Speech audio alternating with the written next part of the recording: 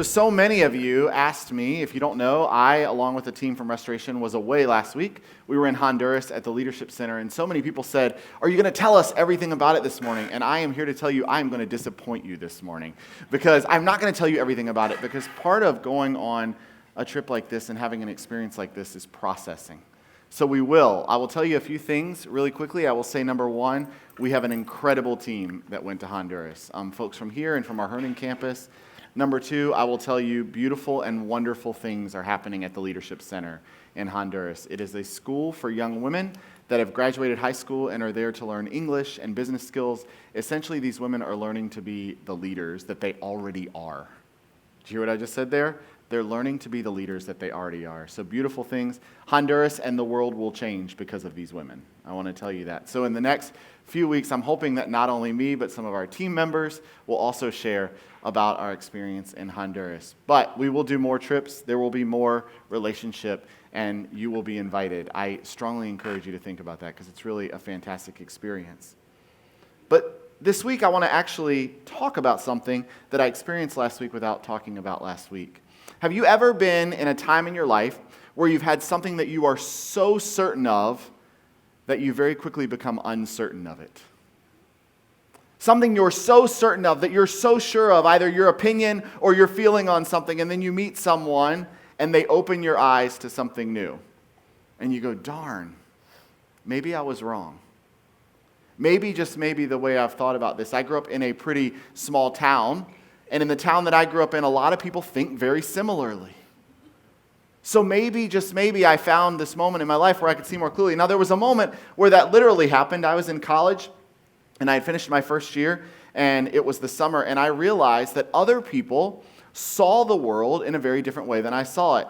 Literally, they could see the world that I couldn't see. And I had never had my eyes tested, and I had never gone to get glasses or anything. And I went and I got my first pair of glasses, y'all. I was like a kid in a candy store. Right? I looked out, I was like, oh, the grass. Like it has like blades, right? It's not just this stuff on the ground. And the trees look good. And get this, I could see road signs at night when I was driving, right? That's really important. That was a good thing. So I literally was able to see differently. But a lot of life is not about physically seeing differently, right? There are things that people are so certain of, and some of those are things that turn out to be really negative things, like a spouse who is so certain of their relationship and then finds out there's infidelity in their relationship. Right? Somebody who's so certain about their health, they're physically really healthy, and they go to the doctor for their regular checkup, and they get news that something is going on that they had no clue about. They're super surprised about. Or parents who have a teenage kid who is doing so well in school, and then all of a sudden they find out they've actually been going down a very different path. But listen, seeing things for a new way, that's not always negative stuff, right? Sometimes we see really positive things, right? Take the medical thing. You go in and finally a doctor finds a diagnosis for the thing that you're dealing with, and all of a sudden you have a new life, right? There's newness that comes to you. Or you've been praying about or dreaming about a job for so long, and you meet somebody out at a restaurant randomly that someone introduces you to, and they have the perfect opportunity for you. A fantastic thing. And all of a sudden your eyes are open to the possibility of something new. Or. Right? I think often we find ourselves as people who believe that we're in the midst of darkness, right? Where we say, hey, the cloud is just too thick, right? I can't see. I am so certain of how bad or hard this situation is that I can't see another thing. And then all of a sudden, some light starts to creep in. All of a sudden, something new begins to shine. And frankly, as people who call ourselves Christians, if we do in this room, it is our job to bring light into the world. It is like our one thing. Our one thing is to share hope and to share light. I think one of the challenges that's happening in our society right now, one of the challenges that's happening in our culture is we are so sure of our opinion. So sure that we cannot see somebody else's light that they might be trying to bring into our lives. We cannot experience it because we come to the table so sure. There is no way that I could be wrong. We may not say that out loud, but come on. Come on, y'all. There's no way. So I had an experience 2 weeks ago before I went to Honduras. It is a requirement of pastors in the United Methodist tradition to every 4 years go through an ethics training. And I had dodged it really, really well for like 3 years, right? But the 4th year was coming up. And I had to drive to Culpeper, ironically, which is my hometown that I grew up in. And I get down there, and the professor who was teaching it, she did a really nice job with ethics training. I was like, yeah. Be ethical, right? Don't steal money, be honest, right? These are good things. And then she said something that got like right to my center. She said, hey, pastors, everybody look at me. Everybody look up here, she said. And I was like, all right, I'll stop sending email. Everybody look up here. She said, you should never preach on something. You should never preach on something that you might not be wrong about. She said, you should never come to the pulpit on something that you can't learn more about. She said, you should never come up and stand in front of a group of people when you think that you have all of the answers. So she said, all those hot topic sermons you want to preach, all those things that you're so sure on justice and all those things that you're so sure about, she said, be careful because you could be wrong. And I thought, that is often where I find myself in our society and our culture today. Especially with things that are political, right? I find myself having conversations with people that I am so struggling with who they are as a person just because of how they feel about something. But I am called, I am supposed to bring light into the world. I am supposed to bring light in the midst of darkness. Let me take this a step further. If you are a person who calls yourself a Christian, which not everybody in this room does, but if you're a person that calls yourself a Christian, then you have a story to live. You notice I didn't say a story to tell. You have a story to live, and that's the story of God's grace and God's love in your life to live out to the world. It's really difficult to live that story when we're always telling people how right we are.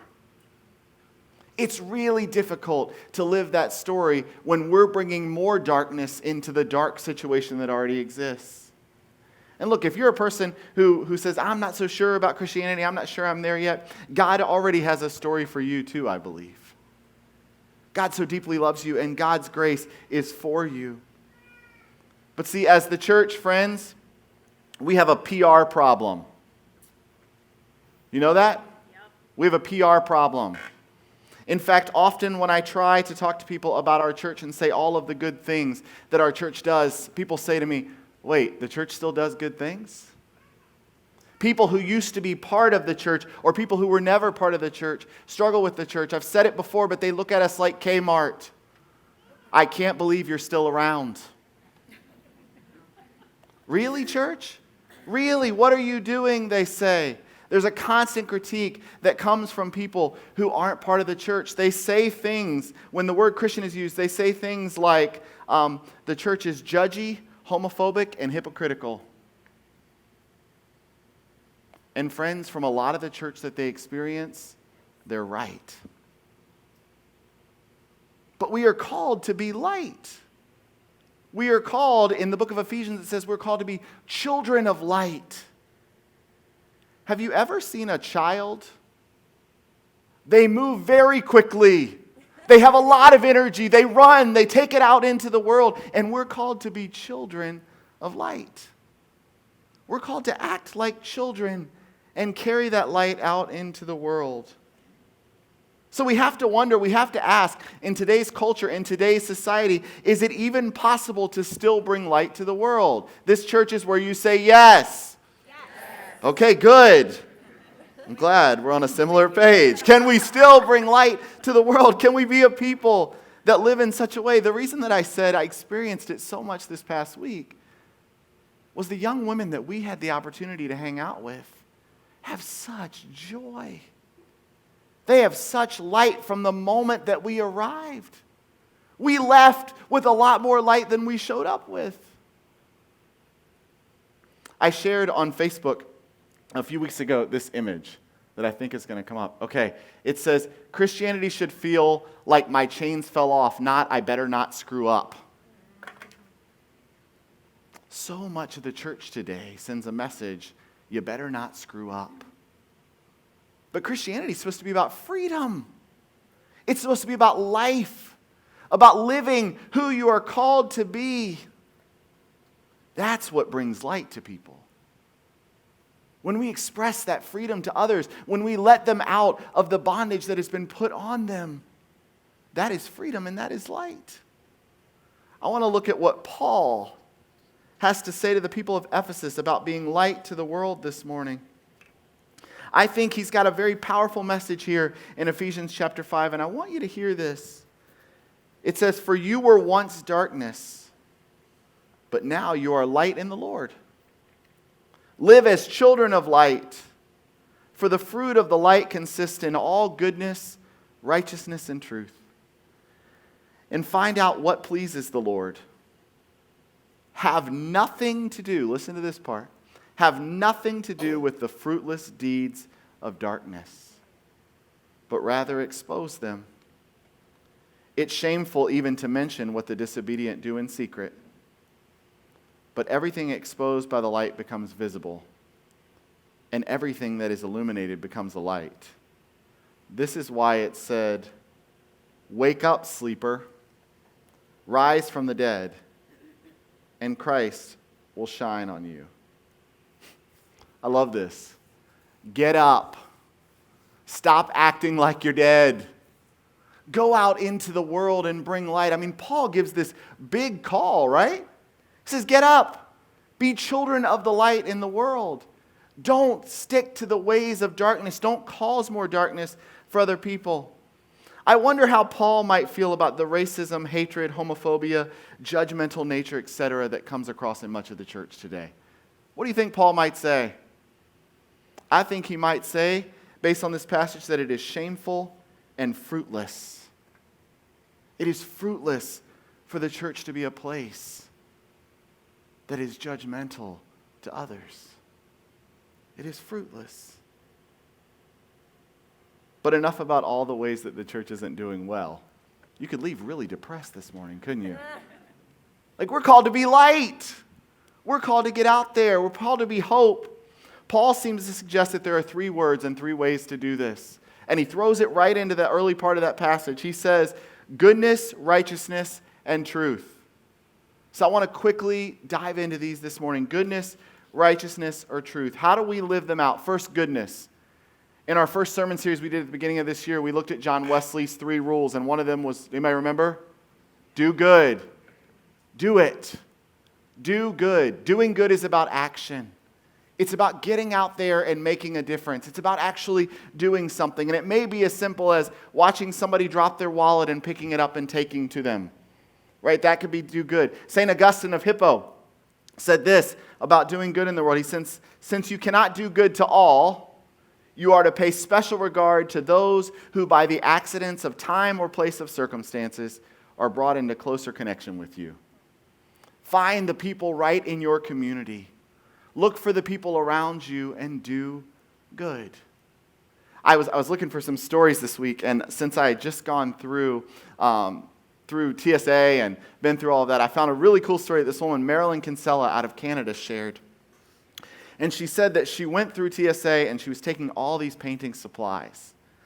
And she forgot paint is what? Liquid. So she gets up there and they take all of her paint. She's gone on this trip and she was really sad about it, but she went on her trip and she did the things that she was going to do, and she came back. And the TSA agent was waiting there for her. He had looked at her itinerary and he had saved all of her paint. And he gave it to her when she got back into the country. Yo, that's just good. Right? That's good. It's the people that come across you in time by whatever circumstances. Do you know that TSA agent didn't know her before she came through? Here's another one, and I loved this one. A guy named Clarence Stevens out of Kentucky shared this story. He said he left the store, and he looked, and he found out that his keys were locked in his car. And a kid came by on his bicycle, And he said to the kid, hey, you can't really help me because even if I could use your phone and call my wife, we only have one car. And the kid said, here, use my phone and call your wife. Tell her that I'm coming to get your keys. It was 7 miles round trip for this kid. So he biked to the guy's house. He gets the keys to the car. And he comes back. And when he gets back to the car, the guy says, I'd like to pay you. And he goes, no, don't pay me. It was good exercise. Do good. Paul says goodness is the way that we show light to the world. It's not about having all the answers. Friends, sometimes we get so concerned about sharing light that sharing light means I have to tell everybody everything about Jesus. It's live it. Live the life. Doing good is about living it. Here's the second thing, righteousness. That's a little bit of a scary word, right? Righteousness is about how we live our lives. It's about how we conduct ourselves in relationship with God and with others. Are we honest? Do we treat people fairly and ethically? Do we show honor and love to God? I hope they don't mind. I didn't ask them, but our young professionals group was meeting 2 weeks ago before I left for Honduras. And we were having all this dialogue and conversation about how you choose the right career path that's in the will of God. And we went around and around, and it was this big conversation. And what I realized as I was listening to them was that it's not actually about the work that you choose, it's about how you do the work.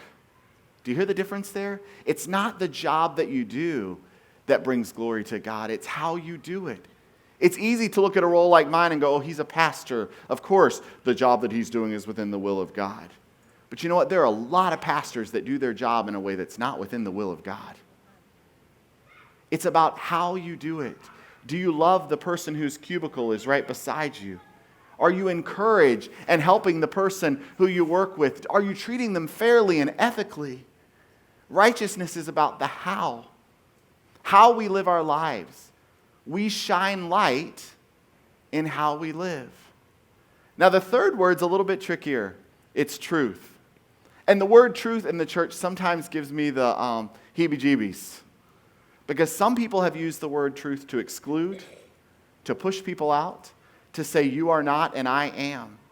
But I don't think that's at all what Paul means in this passage right here when he uses the word truth. It's not I have it and you don't. Paul says truth is all that is consistent with the mind and the heart of Jesus. Truth is that which is consistent with the mind and the heart of Jesus. It's the self-expression of God. It's about loving people who are on the margins. It's about caring for the people that others don't care for. It stands in direct opposition to the winner-take-all or dog-eat-dog world. It's not just about being right. Ooh. Truth is not just about being right. It's about living in a world with love and with compassion. It's about revealing to the world how deeply loved they are and how God is already present. So why does Paul push these three? Why does he push goodness? Why does he push truth? Why does he push righteousness? Because he says this, but everything exposed by the light becomes visible, and everything that is illuminated becomes light. Y'all, in a world where people are longing for community, in a world where people are longing to be loved, in a world where it seems to me like there is more and more darkness each day, we're called to be light.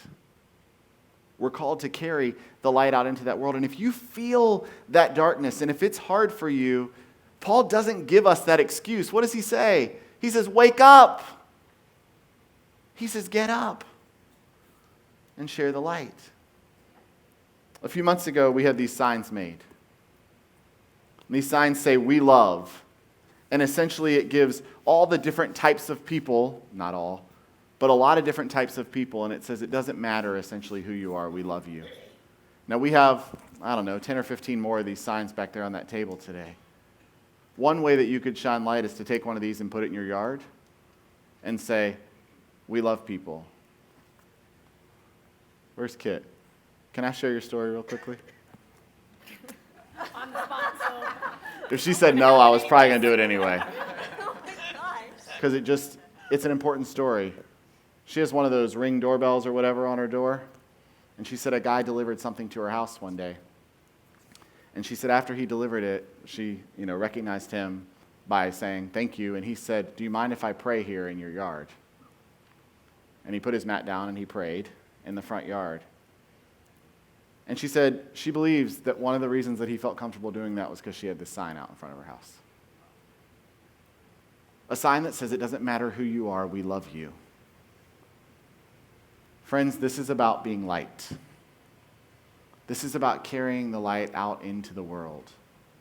So one easy way, pick up one of those signs. There's a stake back there. Put it in your yard. It'd be great if all of those were gone today. The light is going out. And you know what? Let your HOA come and complain about it. Tell them, "Hey, I'm just being the light. Blame it on me."